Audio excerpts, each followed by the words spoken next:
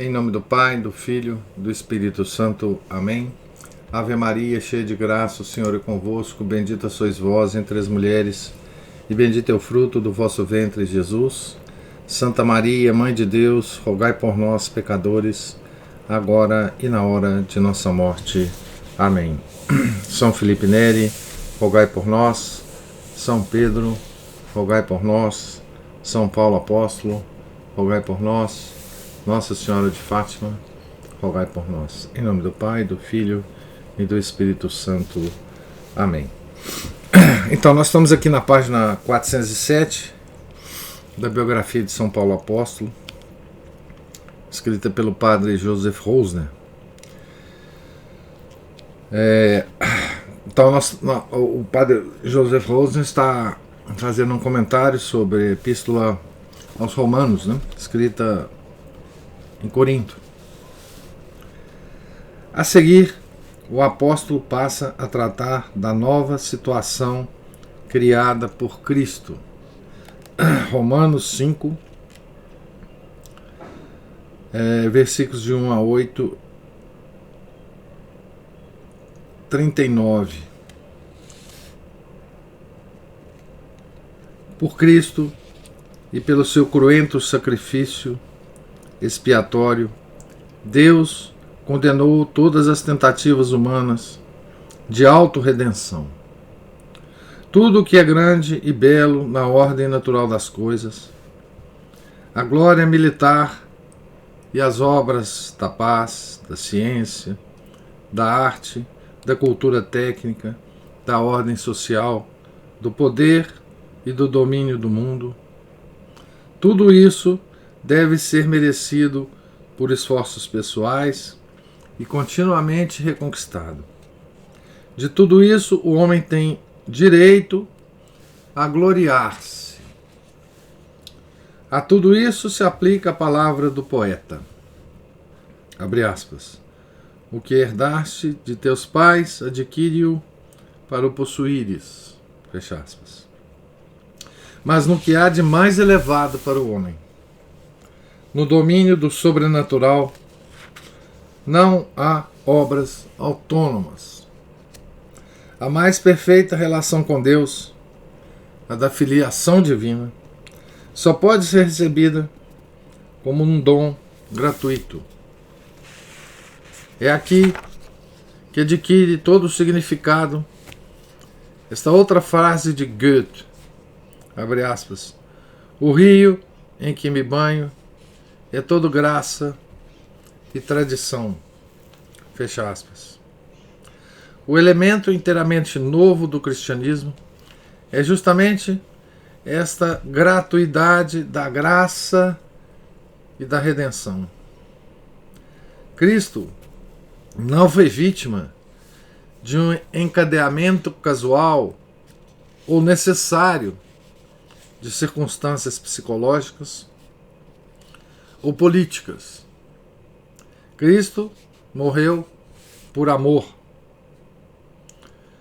Por um ato de amor sem igual, o Deus Santo interveio na história dos homens pecadores para atraí-los às alturas da santidade. O amor é um dom, e se não fosse, não seria amor. Romanos capítulo 5, versículos de 1 a 11. Mas quando Deus age, a sua atividade é criadora. Assim, atua na alma de quem crê, renovando-o e transformando-o, graças a um renascimento espiritual. O cristão torna-se uma nova criatura. Diante dessas disposições divinas, no que diz respeito à salvação, cessam todas as críticas, todas as exigências orgulhosas, apoiadas na hereditariedade, todos os critérios de eficácia e recompensa merecida. Nenhuma atitude interior é possível a não ser uma fé sem reservas. um sim e um amém plenos diante do ato redentor de Cristo. Uma rendição da inteligência inspirada por um amor agradecido de toda a personalidade à vontade divina, com a disposição de abraçar a nova vida em Cristo e de deixar-se aprisionar por ela. Na pessoa de Jesus, toda a soberba se esfacelou. Deste momento em diante, qualquer busca de Deus que prescinda da revelação da salvação em Cristo constitui um pecado.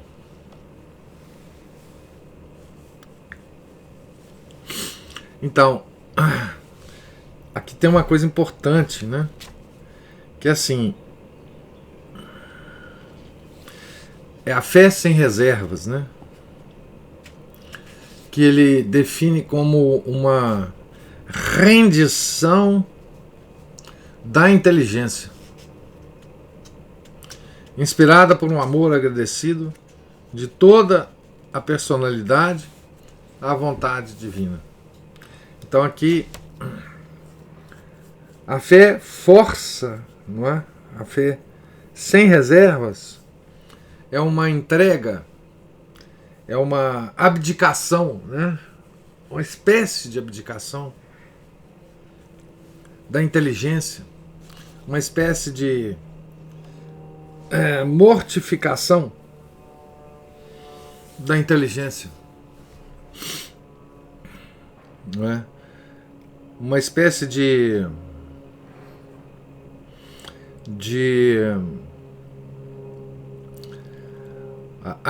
a inteligência, ela se sacrifica, não é? Diante do amor de Cristo, né? Por que ela se sacrifica? Não é? Porque não é possível a inteligência entender isso, né? Daí o sacrifício. Não é uma... Ela não tem capacidade para isso. A inteligência não tem capacidade para isso.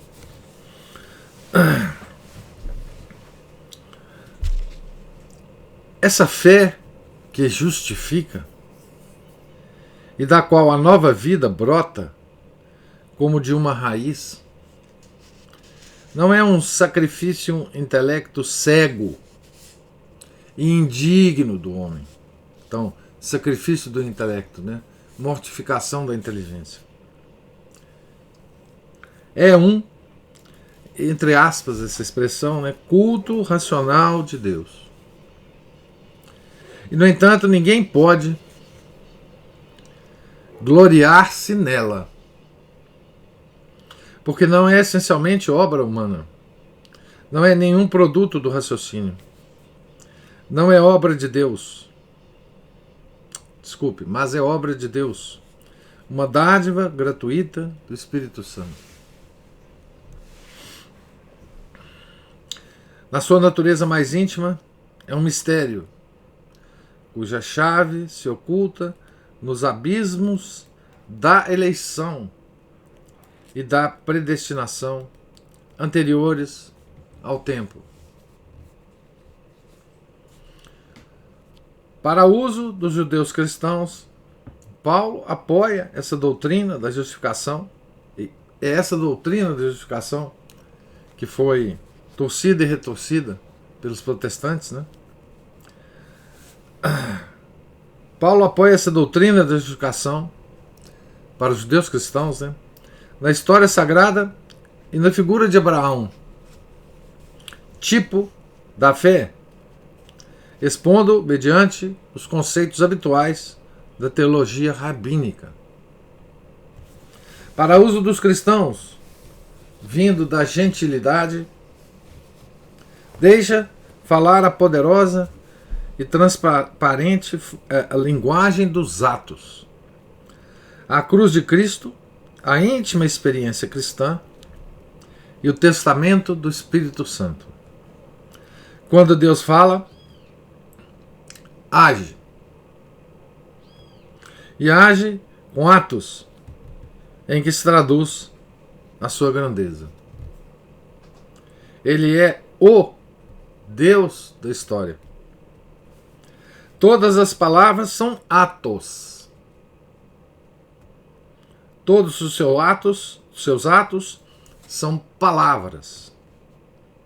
Segundo a expressão de Santo Agostinho, verba Dei facta sunt. E essa verdade mostra-se claramente na vida de Cristo desde a sua encarnação. E o Verbo se fez carne. João 1,14. Até ao tudo está consumado. João 19,30. Ou seja, feito. Consumado é feito. Que pronuncia na cruz. A culpa coletiva e histórica de que todo o gênero humano participa, com a sua cabeça, Adão, é um mistério. E só poderia ser espiada por um outro ato histórico de caráter igualmente misterioso, pela morte reparadora do segundo Adão, cabeça da nova humanidade. Aqui tem uma aula de metafísica, né? Esse parágrafo é uma aula de ontologia metafísica, né? Então Deus fala com atos, né? Que são esses atos? São, na maioria dos casos, as causas segundas, né? Fatos, acontecimentos e pessoas. Não é? É assim que Deus age na nossa vida. Se a gente for procurar, né, as ações de Deus na nossa vida, não procuremos fatos sobre acontecimentos sobrenaturais, né? Não procuremos ou não desejemos, né, que Deus nos apareça, nos fale, né? Ele está nos falando pessoalmente, permanentemente, né? Permanentemente. Só que Deus fala com atos para nós. Todos os atos da nossa vida, né? Então, verba Dei facta sunt. É a expressão de Santo Agostinho, né? Verba Dei facta sunt. O verbo se fez carne, né? A justificação, porém, não é mais que um começo. No plano natural, ninguém pode dar a vida a si próprio. Cada qual deve aceitá-la como uma dádiva. E a partir do momento em que lhe é dada, tem de continuar a desenvolvê-la de harmonia com as forças próprias da sua natureza. O mesmo acontece com a vida sobrenatural. Ninguém pode merecê-la, adquiri-la ou conquistá-la em combate, com esforço, né? Abre aspas. Logo, não depende do querer, nem do correr do homem, mas de Deus, que usa de misericórdia. Capítulo 9, versículo 16. Mas, uma vez que essa nova criatura já existe, Aquele que foi regenerado deve velar pela sua união com Cristo. Já não tem o direito de se deixar conduzir pelos instintos da carne, mas deve obedecer aos impulsos do Espírito Santo, procurar readquirir, reforçar e aprofundar, dia após dia, essa nova vida com a ajuda da graça. Assim, pois, a progressiva transfiguração do homem regenerado eleva-o de grau em grau para o alto, até fazê-lo atingir a vida total e eterna de Deus, de cujas ocultas profundezas procede a nova vida. Essa obra de Deus em nós seria comparável a um torso sem cabeça se ele não a concluísse.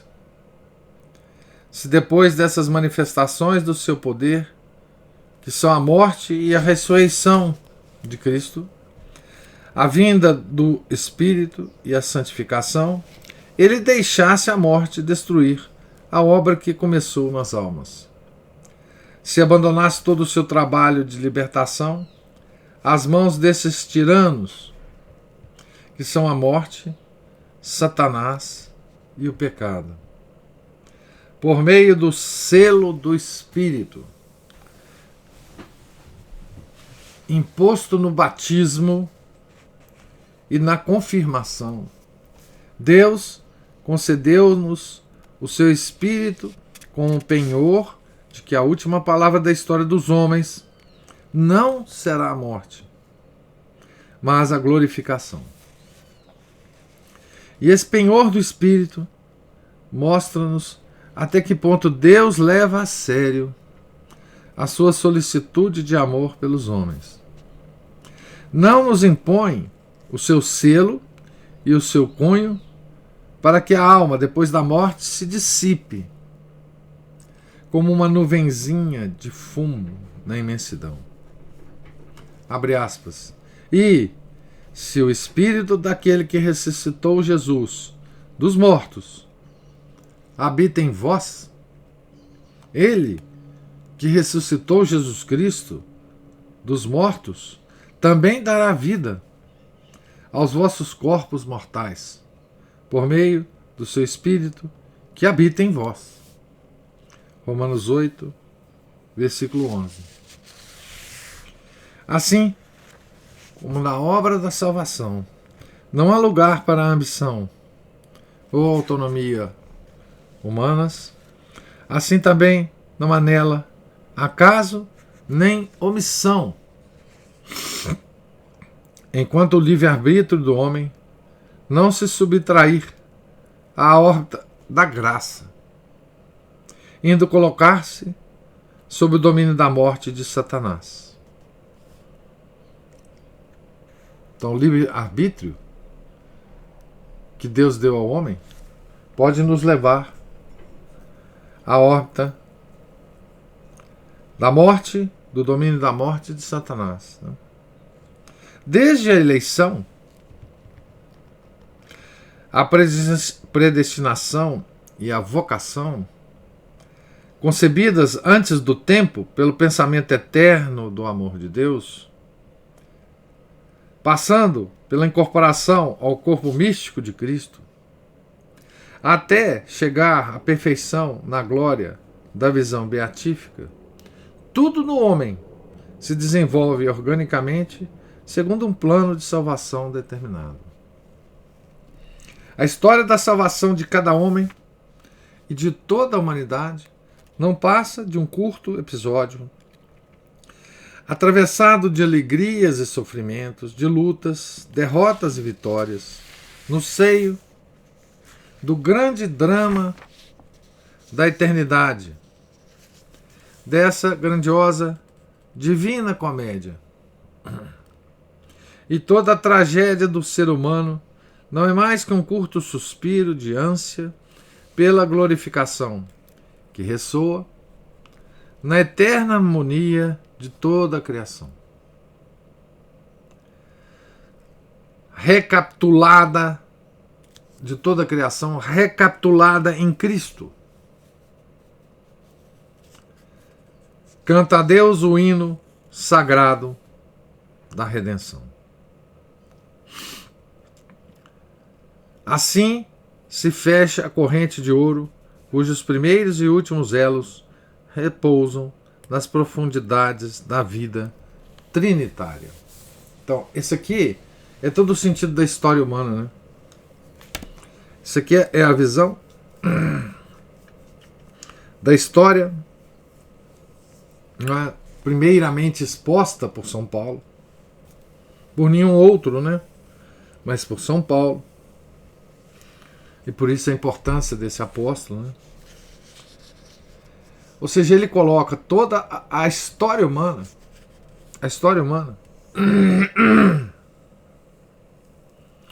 né, como a história da salvação. Isso nunca tinha sido feito, né? Essa concepção vai ter uma influência extraordinária, né, no Ocidente. Toda a teoria da história, né, no Ocidente vai girar em torno dessa concepção de São Paulo. Seja para aceitá-la e desenvolvê-la e comentá-la, seja para refutá-la, atacá-la e mudá-la. Tudo a concepção do homem de história passa por essa concepção de São Paulo. Até hoje. Até hoje. Não tem jeito de fugir dessa concepção de São Paulo. Seja para você querer atacá-la ou para você querer aceitá-la. Tudo gira em torno dela, né? Tal a força desse texto de São Paulo, né? Dos Romanos, né? Então, e toda a tragédia do ser humano não é mais, estou relendo, né? Não é mais do que um curto suspiro de ânsia pela glorificação, que ressoa da eterna harmonia em que toda a criação, recapitulada em Cristo, canta a Deus um hino sagrado da redenção. Essa é uma belíssima resumo aqui do Padre Rosa, né? Da nossa vida aqui, da nossa tragédia aqui, do nosso drama aqui, né? Tá certo? Então, essa concepção de história, ela é fundamental para nós católicos em todas as épocas, né? Mas eu diria, principalmente nessa época de hoje, né? Porque assim, a gente às vezes, estamos no tempo, né? Não tem outra forma de estar, né? Nós nos perdemos com os detalhes da nossa época, não é? E nos cegamos, né, para essa visão ampla de São Paulo, né? Ou seja, nós estamos num drama junto com todo mundo, né? Com todas as pessoas. Mas esse drama é o drama da salvação ou da perdição. Não há outro drama de fundo na história do homem. Não há nada mais do que isso. As coisas superficiais que acontecem, não é? As conquistas, os grandes homens, as grandes riquezas, as movimentações dos povos, tudo isso fica como detalhes desse drama da salvação. Mas por que isso ocorreu? Lembremos, né? Isso ocorreu por causa da encarnação do Verbo. Ou seja, por causa da nova situação criada por Cristo. né? Na história. Cristo agiu na história. Embora a presença de Cristo aqui, historicamente, seja um ato que não é da história, num certo sentido. É da vontade de Deus.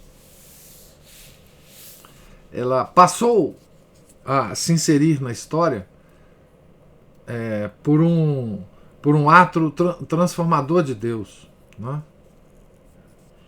Deus age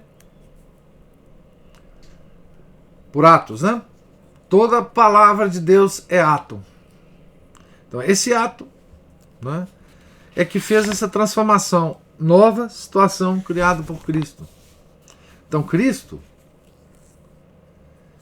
ele mudou o sentido da história. Né? Antes nós éramos a geração de Adão, não é isso? Então agora nós somos a geração do novo Adão.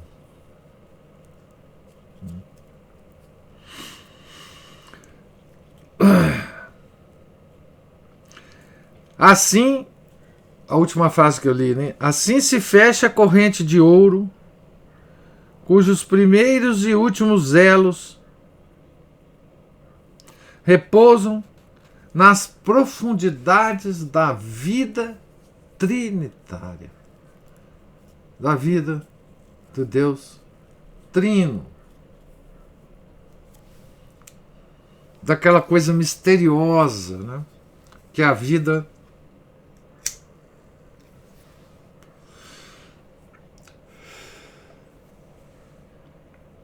do Deus Trino.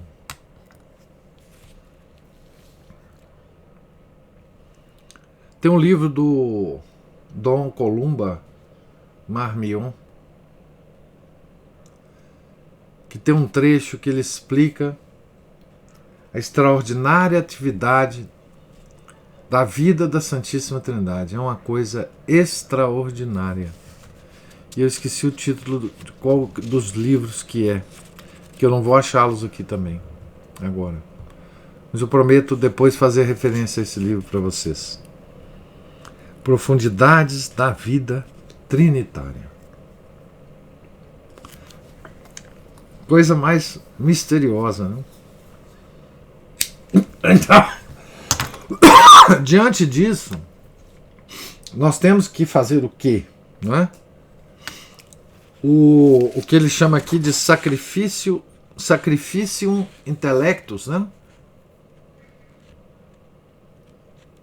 Sacrificium intellectus. A modificação da inteligência. A fé vai nos forçar. Forçar a nossa inteligência a esse tipo de sacrifício. Né? Porque a nossa inteligência não foi feita para captar, né, essas profundidades da vida trinitária. Essa doutrina paulina da predestinação não é desumana como a de Calvino. Calvino fez as necessárias torcidas e retorcidas, né, da doutrina paulina, mas consoladora e encorajante. Ressoa como um cântico triunfal da esperança cristã. Romanos 8, versículos 31, 39 a 39. Um cântico triunfal da esperança cristã que um dia ateou uma nova luz no seio de um mundo condenado a desaparecer. Luz suave que penetrou nas catacumbas e transformou a imensa necrópole subterrânea à margem da capital, aquele sinistro reino das sombras, do Hades pagão e do Sheol judaico, no remanso de luz e de paz. Este é o sentido das comoventes inscrições que encontramos nas catacumbas romanas. Abre aspas. Vós, os que habitais aí em cima, está uma inscrição nas catacumbas, né?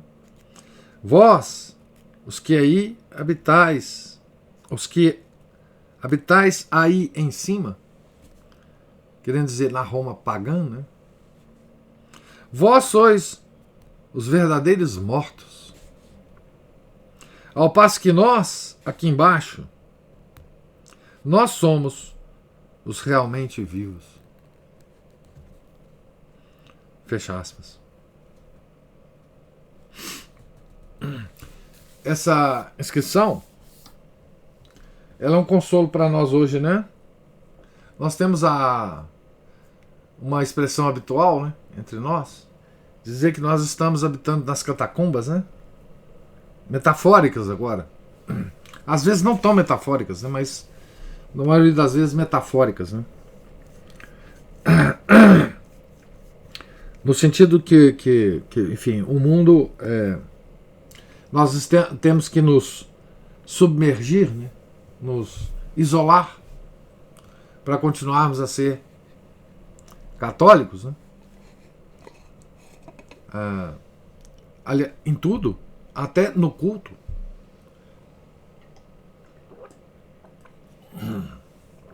No culto verdadeiro, né?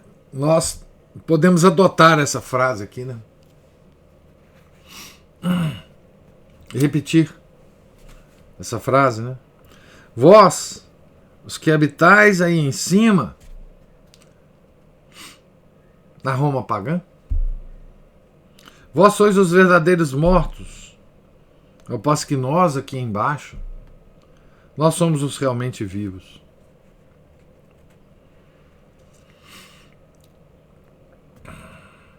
A seguir, Paulo abarca com seu olhar o mundo inteiro. Observa as consequências cósmicas do pecado original como uma fenda que rasgasse o universo inteiro. A queda do mundo dos espíritos parece estar relacionada com a queda dos homens. Também na Epístola aos Colossenses, capítulo 1, versículo 20, o apóstolo insinua que Cristo realizou em toda a criação. Portanto, também no domínio dos espíritos, uma obra de reconciliação. Aqui sugere-nos a imagem cheia de melancolia e de poesia da criação que sofre dores de parto e anseia por uma transfiguração. Romanos 8, 22.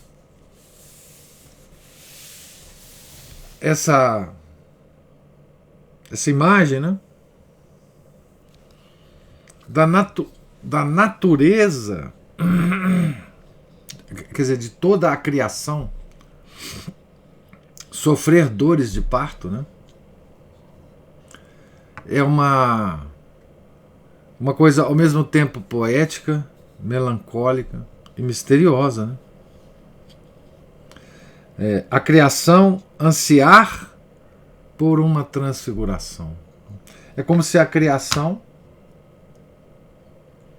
também estivesse em pecado original, né? Caísse também com Adão, né? Toda a criação. Quer dizer, aquele ato de Adão, o ato da queda, não deixou uma marca apenas no ser humano, né, os descendentes de Adão, mas em toda a criação, que precisa ser resgatada, né, transfigurada, regenerada, transfigurada. Isso é de uma beleza e mistério grande, né? Daí, só um detalhe aqui, né? Daí a minha indignação, né? Quando uma das campanhas da fraternidade aí no passado, sei lá, acho que 2011, acho que foi 2011, a nossa famigerada CNB do B usou essa frase para dar uma lacrada, como se diz hoje, né? Ambientalista. As dores de parto da criação é porque nós estamos poluindo o mundo. Que o homem está poluindo o mundo, né? Então eu escrevi um post indignado lá no blog, citando este livro aqui, esta parte exatamente desse livro, né? Então, a história da humanidade e da criação é um mistério e não encontra qualquer explicação em si própria. Não existe nenhum sentido imanente na história, como pretende o panteísmo. Em si mesma, a história é um monstro, uma esfinge cujo enigma a humanidade tenta em vão decifrar desde os dias de Jó. E nem a revelação, nem a redenção ergueram esse véu que oculta o destino. Pelo contrário, abriram-nos os olhos e fizeram-nos tomar consciência dos abismos à beira dos quais nos movemos, apesar de também nos assegurarem que todas as dissonâncias se reabsorverão finalmente na harmonia eterna. Se Virgílio ouve chorar as coisas, sunt lacrimae rerum, diz, há lágrimas nas coisas, sunt lacrimae rerum, o apóstolo vê as criaturas elevarem as mãos ao Criador num gesto de súplica, procurando ser libertadas da servidão do maligno, da sujeição à corrupção, que é a expressão de São Paulo, da sujeição à corrupção. Romanos 8, 21. Os santos souberam captar esse mudo olhar da criatura maltratada. E São Francisco de Assis ficou de tal modo impressionado com esse olhar que estreitou contra o seu coração todas as coisas criadas. É o cântico de São Francisco, né? Em que ele abraça as criaturas, né? Reconhecendo que a natureza, que a criação sofre as dores do parto, né? Além desta silenciosa prece da criação inanimada, existe uma outra oração, isso é de São Francisco, né? Existe uma outra oração a qual a fidelidade de Deus dará uma resposta no dia, entre aspas, né, manifestação dos filhos de Deus. É a oração mística do Espírito Santo, abre aspas, que ora em nós, com gemidos inenarráveis. Essa expressão entre aspas.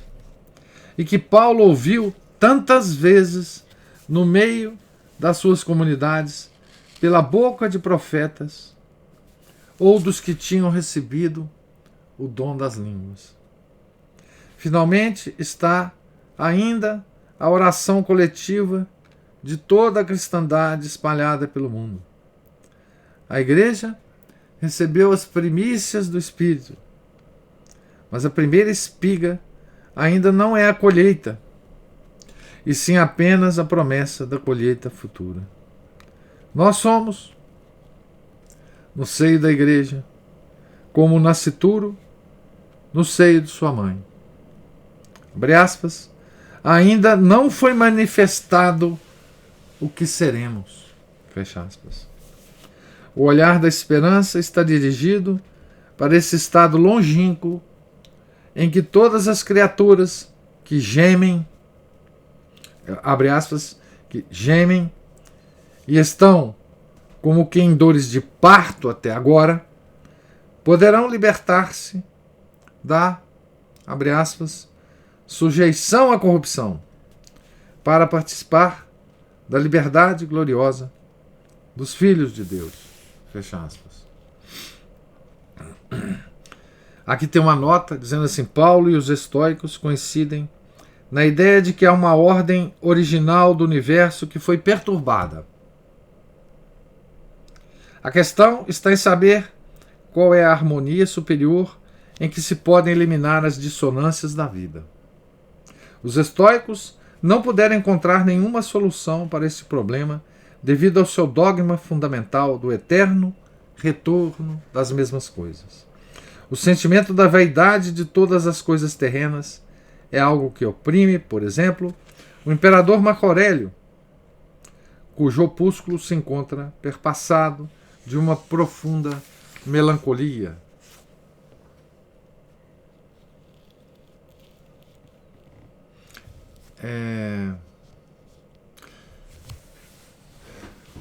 Nós vamos encontrar esse tema, de certa forma, num livro do Corsão, num ensaio dentro do livro de Corsão, do Corsão, que tem o mesmo título do ensaio, né? O Desconcerto do Mundo.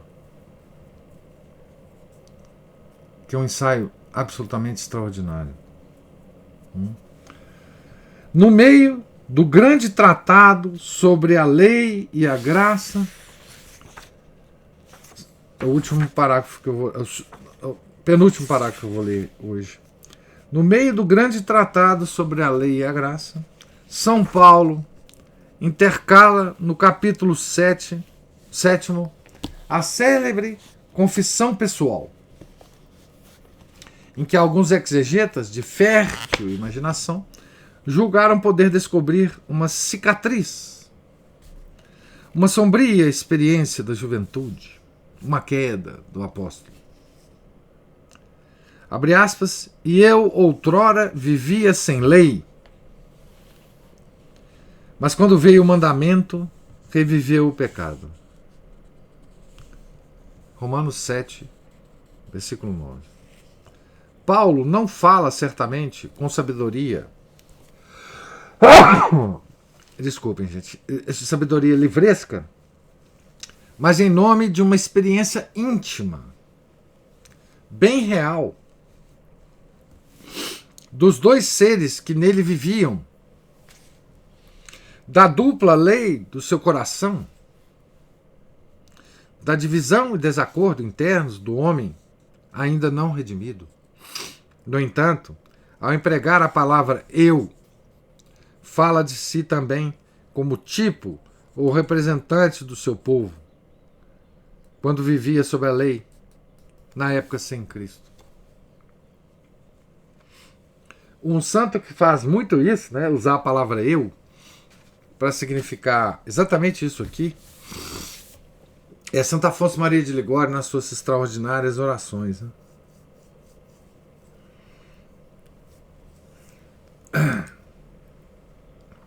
Por outro lado, também é possível que o apóstolo tivesse realmente atravessado uma crise moral e religiosa durante a sua juventude. Não seria nada estranho num homem tão dotado e sensível, que vivia numa grande cidade, onde as oposições entre a casa paterna, a sinagoga e a brilhante cultura helênica se entrechocavam tão duramente. A brilhante cultura helênica. Não é? O esplendor do paganismo, de que nós falamos ontem, né? O esplendor do paganismo. Assim, é bem possível que tivesse passado por graves depressões.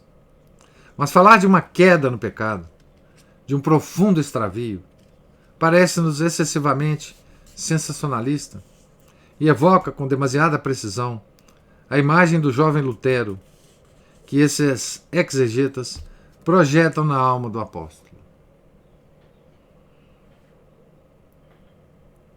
Devemos respeitar o horror que o homem antigo tinha de levantar o véu que encobria sua vida interior pessoal e de traçar o quadro de seu estado de alma para uso dos contemporâneos ou dos seus descendentes.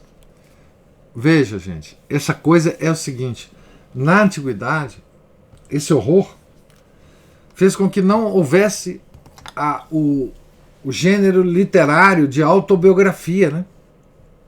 Ninguém escrevia sobre si mesmo.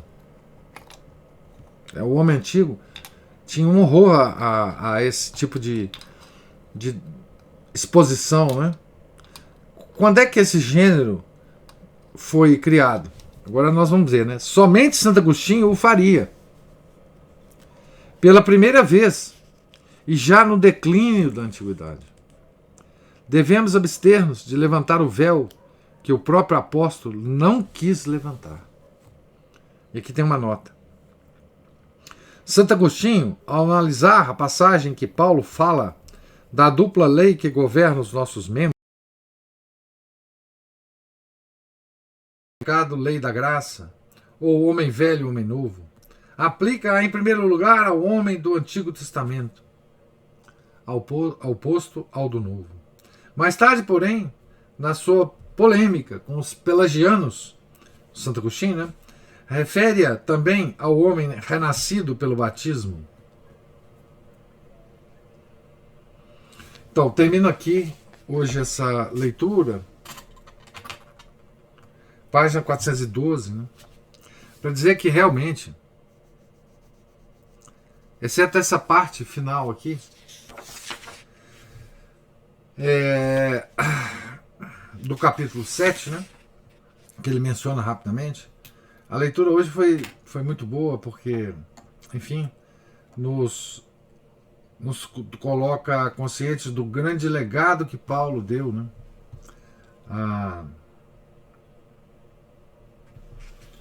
para não só para outras coisas, mas para essa interpretação do sentido da história, né? Quer dizer, como é que a encarnação do Verbo, né, a nova situação, na expressão dele, a nova situação criada por Cristo, né, ela impacta todas as dimensões, né? Então, a história da humanidade, da criação é um mistério. Estou relendo uma frase aqui. A história da humanidade e da criação é um mistério e não encontra qualquer explicação em si própria. Veja bem, isso aqui também, o padre Rosner fala aqui da história, né?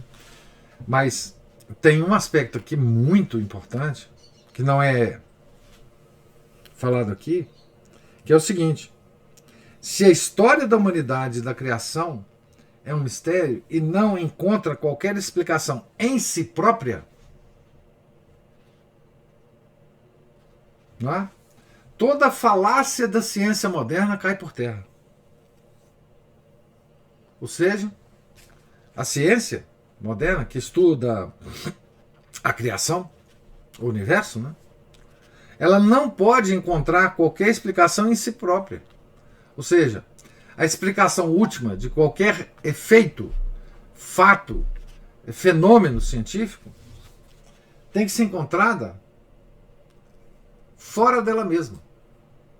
Ou seja, a ciência ela nunca poderá fazer uma ideia global da criação, tá certo? Porque essa explicação ela está além da criação. Nós podemos saber tudo da criação e não nos atentarmos para o que está além da criação. Então isso aqui é uma impugnação, né, desse objetivo da ciência moderna, né, de explicar tudo através dos fatos e das leis que ela descobre, né? Não há como fazer isso, né? O máximo que nós podemos fazer é muito pouquinho com a ciência. Muito pouquinho. Né? Porque a própria razão da criação, a própria razão dos objetos estudados pela ciência está além da criação. Os cientistas perderam completamente a noção disso hoje, né? E por isso está tudo doido, está tudo louco, né? Certo? E sempre haverá um mistério associado à criação, né? Porque a razão de ser da criação está além da criação, né? Como a razão de ser de um quadro que a gente vê pintado está além do quadro, né? Está no pintor, né? Tá certo? Nós podemos deduzir várias coisas olhando um quadro, né? Podemos deduzir até algumas intenções do pintor. Mas todo o mistério do quadro só pode ser desvendado pelo pintor. Não há como fazer de outra forma, né? Então, gente, eu termino aqui a leitura e pergunto, a leitura e os comentários, né? Pergunto se tem alguma observação e comentário da leitura de hoje.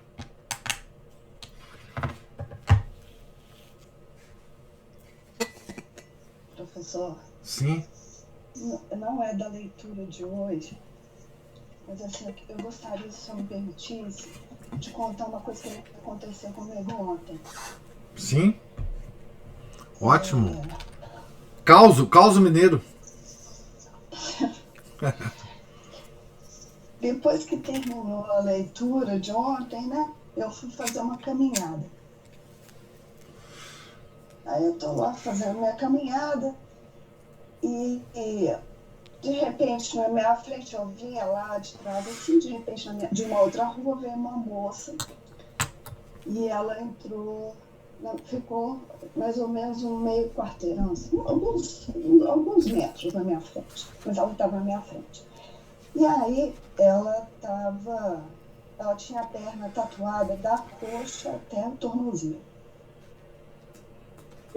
Muito discreta, porque tem gente que tem todo o corpo tatuado, desde da nuca até o dedão do pé, né? Pois é, a língua, né? Bom, e eu tenho uma antipatia por tatuagem. Que me perdoe aí se tem alguém que tenha tatuagem, mas eu tenho antipatia, mesmo antes de saber do significado disso, né, em termos de vida espiritual, religião e tal. Eu tenho gente tatuada na minha família, gente que inclusive eu gosto muito. Então, assim, não tem a ver com a pessoa, tem a ver que eu não gosto de tatuagem, eu tenho antipatia. Bom, e tava aquela moça na minha frente, então, eu tava vendo essa tatuagem dela, ela tava com a perna toda de fora, um short curtíssimo e tal, e eu comecei a, né, aí é um gatilho, assim, de julgamento, né, que começa na cabeça da gente. E aí eu pensei assim, eu vou até atravessar a rua para eu parar de ficar com isso na cabeça. Aí, de repente, me veio, porque assim, como ela tava, né, é todo um conjunto, né, ela estava até mancando, então eu pensei assim, gente, a pessoa está mancando e vem caminhar, e aí ela estava com aquele short, porque, né, e aí a tatuagem inteira aparecendo, assim, tal, e eu, de repente, me veio na cabeça assim, Ana Paula, e as suas tatuagens, e aquelas suas tatuagens que você quer mostrar também, você quer exibir. Nossa, professor, aí eu fiquei pensando, aquilo realmente, eu atravessei a rua para não ficar olhando para ela e tal, e fiquei com isso na cabeça. Então, assim, e dessa pergunta vieram várias reflexões, eu só vou... por que eu estou contando isso aqui agora, assim? Eu queria primeiro dizer porque de todas as coisas que me ocorreram, é que esse tipo de preocupação com a vida dos outros também é uma distração. Porque se eu fico apontando para os outros, julgando os outros, eu tiro o foco de mim mesmo. Lembra do diabo na missa? Sim, lembrei muito dessa história. O diabo adora isso, nos fazer pensar na vida dos outros. Ele porque assim, veja bem, isso é um fato. A gente vê a tatuagem na perna da moça e isso nos absorve, né? Mas veja bem, você não sabe a história de vida dessa moça. Sim. Você não sabe que drama que ela vive, que drama que ela viveu, né? Nós temos inclusive pessoas tatuadas que se converteram. Sim. E não tem jeito de tirar, né? Assim, aquilo fica a pessoa tatuada que se converte, que se arrepende, ela traz a marca da vida anterior. Aquela tatuagem para ela é a marca da vida que ela viveu antes. E quantas marcas nós trazemos da vida que a gente viveu antes, né? Que eu acho que é isso que você quer se referir. As nossas tatuagens, né? Os nossos pecados anteriores, que a gente tem que chorar, né? E aí eu lembro de novo das grandes orações de Santo Afonso, que ele sempre fala assim, né? Para Nosso Senhor, né? Olha, eu vivi uma vida anterior. A vida do homem velho, né? E por isso eu lamento, por isso eu choro. Mas agora eu quero viver uma vida nova, né? Ele sempre pede a Nosso Senhor a graça dessa vida nova, né? E nunca esquece da Virgem Santíssima, né? As orações dele têm uma estrutura muito peculiar, né? As orações de Santo Afonso. Mas sim, né? Nós trazemos vários sinais da nossa vida anterior, do homem velho, né? Que, segundo São Paulo, deve ser crucificado com Nosso Senhor Jesus Cristo, né? E essa crucificação do homem velho é isto. É assim, você sofrer pelo homem velho que você foi, né? Você estar sempre diante deste homem velho que você foi,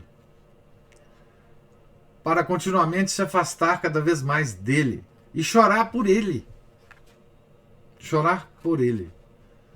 Chorar por esse homem velho que estava a um passo da danação e foi resgatado daí, pela graça de Deus, né? Pela graça de Deus. Mas se lembrou muito bem, nós temos as nossas tatuagens. Às vezes até mais visíveis do que as tatuagens no corpo.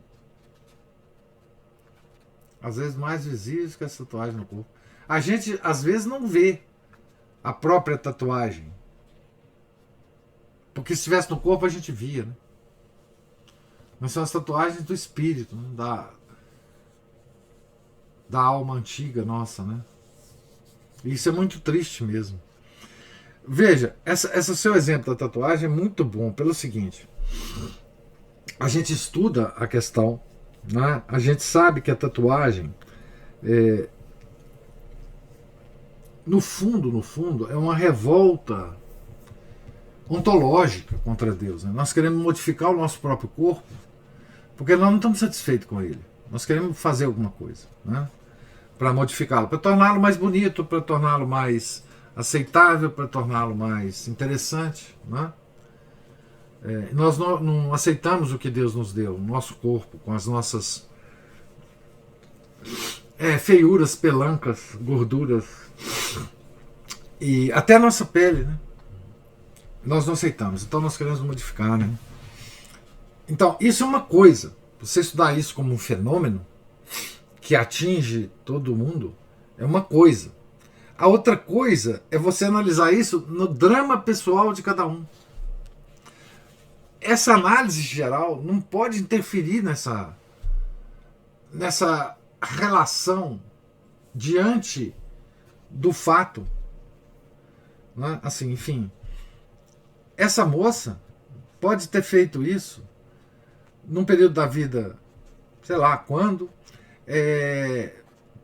pode nem ter percebido o que ela fez, pode estar numa onda de influência que ela não está entendendo, né? Que no futuro ela vai entender e vai chorar também por isso, né? A gente tem que entender tudo isso. A vida é um drama. A vida no cotidiano, nas relações pessoais, é um drama imenso. E a gente não entende. São mistérios que a gente não entende. O que se passa? Né? Qual é dessa moça? Né? Por que ela fez a tatuagem? Por que ela estava se vestindo daquela forma que você falou, que ela estava com short, etc.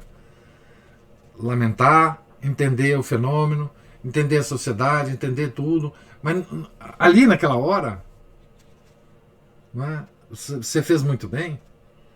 A gente tem que chorar as coisas nossas, não as dos outros. Né? A gente tem que trazer para nós, porque é como o São Francisco de Assis fala, né? Se não fosse a graça que Deus me deu, eu pecaria mais do que todos os pecadores do mundo. Né? Agradecer a Deus que você não tem tatuagem, que você, por alguma razão, você foi protegida das influências. Porque todos nós, no fundo, com as influências que a gente recebe, se não fosse a graça, todos nós seríamos tatuados. Né? Velhinhos de 70 anos aí, eu já encontrei nas academias da vida, tatuado desde o fio do cabelo até o dedão do pé. Né? Não foi protegido pela graça esse ser. Né? Nós fomos. Porque se não fôssemos, estaríamos tatuados também. Né? Estaríamos tatuados. Isso aí, Ana Paula. Muito bom. Muito boa a sua reflexão, muito boa a sua volta para si mesma, né? Na caminhada. Porque é uma tentação essa história da gente ficar julgando os outros. E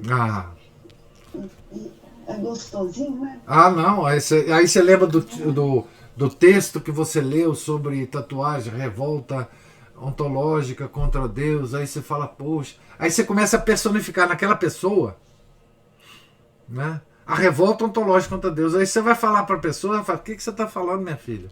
Eu não sei nem o que você está falando. Isso é outra coisa. Que a partir do momento em que isso me veio à cabeça, o meu sentimento em relação àquela moça ali, em particular, muda até. É claro. Mudou. É claro. Sabe? E a segunda coisa que eu queria dizer, assim, professor, é fazer uma apologia mesmo da oração mental. Porque esse tipo de reflexão vem esse tipo de coisa vem mesmo, é uma inspiração divina, eu acho. Eu não estou querendo aqui falar que eu sou uma mística de altas moradas, não. É só porque a gente silenciar um pouco. Se eu ver que a gente teve aquela aula ontem, no final eu até falei, nossa, eu vou ter que anotar no caderninho e tal, rever isso aqui, porque foi muito profundo e tal. A coisa fica na cabeça da gente, às vezes a gente se propõe a fazer uma leitura assim, meditada e não vem nada à cabeça na hora. Mas às vezes no momento que você não está nem pensando exatamente na coisa, vem algo. Mas é claro, é assim mesmo. É porque você está com... Você adquire um hábito mental. Porque a oração mental, além de todas as vantagens da oração mental,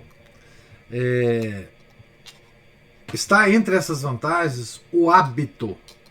O hábito. É simplesmente o hábito. O hábito mental, o hábito do recolhimento do coração, que é a expressão. Nós vimos essa expressão várias vezes na leitura da alma de todo apostolado, né? O recolhimento do coração. Né?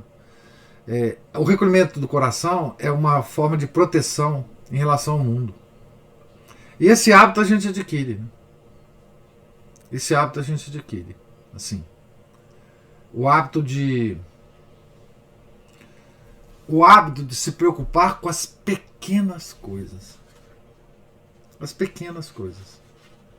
Porque isso é muito pequeno. Se você pensar bem, para o mundo, isso que você está me contando é um detalhe bobo.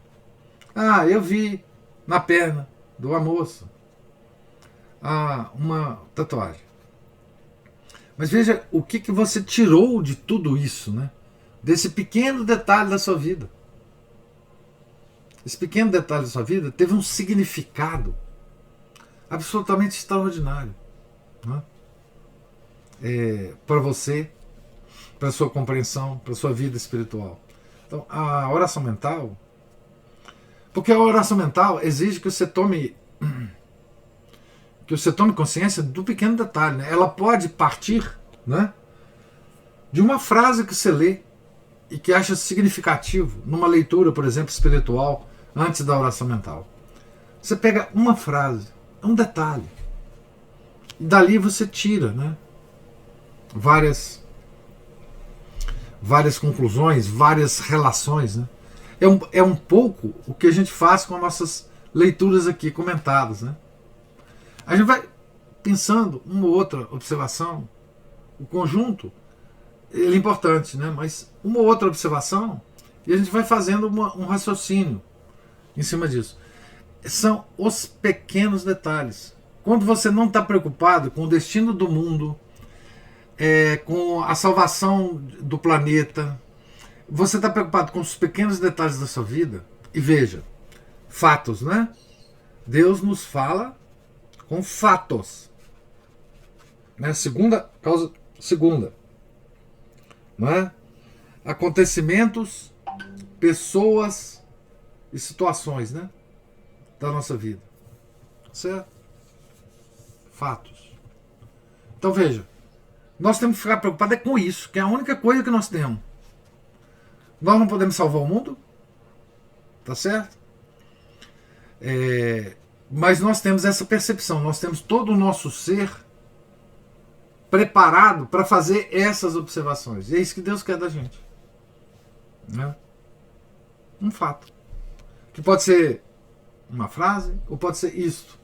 Uma observação, né, que você faz na rua. Então, a oração mental, ela traz esse hábito. Né? É uma espécie de sutileza que você passa a ter. Né? É uma espécie de dar relevância às coisas aparentemente irrelevantes, né? Que Deus está te mostrando ali na hora, né? Segundo a sua pessoal, a sua condição. Deus quis mostrar para Ana Paula uma coisa ontem, não para o Anguete, né? Então, porque ele estava preocupado com a Ana Paula e não com o Anguete. Então, assim, é assim mesmo. A vida é assim. O detalhe. Nós temos que ficar preocupados com o detalhe, com a coisa que está na nossa frente, com a realidade. Nós temos que ser dóceis à realidade. Isso é humildade, né? Docilidade à realidade. Nós já falamos aqui um pouco sobre humildade, né? Então, a Aline fala aqui, ó. Eu tenho supostamente tatuagem, né? E fui envolvida no mundo das felicidades, amizades. Tudo legal. Todos estão fazendo. Me arrependo e procuro esconder a tatuagem. A gente procura mesmo. Mas você imagina o tanto de coisa que Deus vê na alma de cada um de nós, né? Tanto de porcaria e de feiura, né? Que Deus vê na nossa alma. É mais uma coisa, né? É mais uma coisa, né? Muitas vezes, muita gente tem tatuagem, né? Não é? Enfim. E quem não tem foi protegido de alguma forma para não ter, porque, enfim, essas gerações todas aí, né? Elas sofreram essa influência, né? Essa loucura, né? Mas a gente tem que ficar preocupado com as outras tatuagens, viu, Alinho? Aquelas da alma. Arrancar de lá. Que aquelas é possível, com a graça, arrancar de lá, né?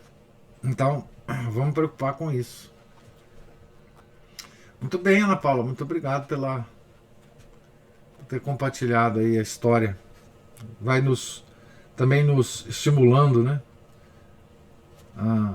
A essas reflexões, né? Então, gente, Deus lhes pague a paciência, a presença. Opa, Cristina! Bom demais, véio. Pode falar, Cristina. Também agradecendo a Paula, ela sempre ideias, né, para a gente pensar na vida da gente. Professor, eu queria entender um pouco essa questão acho que falta um pouquinho do Santo Agostinho, vou dizer assim, praticamente inaugurar essa noção de biografia. Acho que tem até um pouco a ver com o que a Ana Paula colocou, que é se antes, né, não era um objeto da literatura, falar de si mesmo, fazer as análises de si mesmo, eu fico pensando assim, será que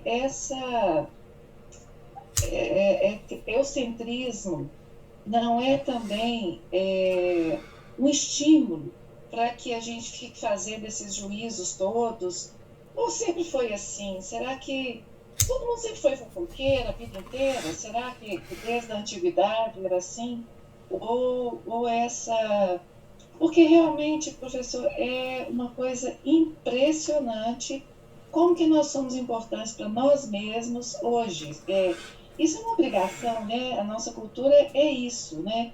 Esse eucentrismo, eu, o tempo inteiro, eu. É um hábito que você se obriga a ele, igual a tatuagem. É uma tatuagem. É como foi falado aí. Essa é a minha dúvida. Pois é, se o Santo Agostinho fez isso ou não, né? Ou se ele inaugurou isso ou não. Pois é, mas veja bem, que coisa incrível, né? Então, o homem antigo, ele tinha horror de expor a sua vida pessoal, de portanto, escrever, né? É o impacto na literatura, né? Escrever sobre a vida pessoal, né? Mas o que Santo Agostinho faz quando ele vai escrever sobre a sua vida pessoal? Ele vai contar todos os podres da vida dele. Todos os podres. Tá certo? Ele inaugura o gênero autobiográfico para contar os seus podres, os seus pecados, não é? Para enaltecer aqueles que o tiraram do pecado, para enaltecer Deus, tá certo? Então veja que o eixo da autobiografia de Santo Agostinho é o eixo de confissão pública dos pecados. Veja, esse eixo que ele inaugurou, ele foi completamente desvirtuado, obviamente, Se você pega já Voltaire, que escreveu também um livro, né, sobre confissões, você vê lá o que ele confessa. Você vê que o eixo já tinha mudado completamente, né? A época de Santo Agostinho, qual que foi a época de Santo Agostinho, né? O cristianismo tinha passado por 3 séculos de perseguição sangrenta. Foi a época dos mártires. Os doutores da igreja escreviam sobre doutrina e não sobre vida particular, né? Ou também sobre vida de outros homens, de outros santos, né, que eles queriam preservar. Todos os atos de martírio foram registrados, muitos, né, não todos, mas muitos. Então, essa época não tinha nem espírito para esse gênero, né, literário. Mas Santo Agostinho já nasce numa época em que essa perseguição sangrenta já tinha passado, não é? O cristianismo, digamos assim, vivia uma época de tranquilidade, não é? Embora o Império Romano não, mas o cristianismo sim, não é? E Santo Agostinho inaugura esse gênero contando os podres da vida dele, contando tudo de ruim dele, não é? Tudo de ruim dele. Agora, isso é uma obra extraordinária, né? Essa autobiografia, ele quer dizer para a antiguidade o seguinte: olha, nós temos que sim estar conscientes de toda a nossa podridão, porque é daí que sai alguma coisa, né? Essa confissão, que é um modelo de confissão para nós, né? Esse livro dele é uma obra de penitência, né? É uma obra de contrição,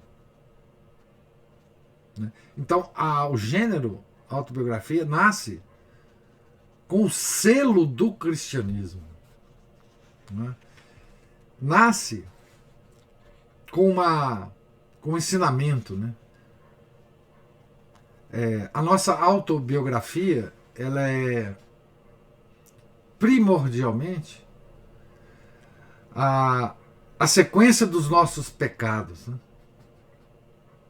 né? Se nós quisermos mesmo escrever uma autobiografia, nós devemos nos atentar para todas as nossas falhas, né? Porque só aí que essa autobiografia ela toma um sentido superior.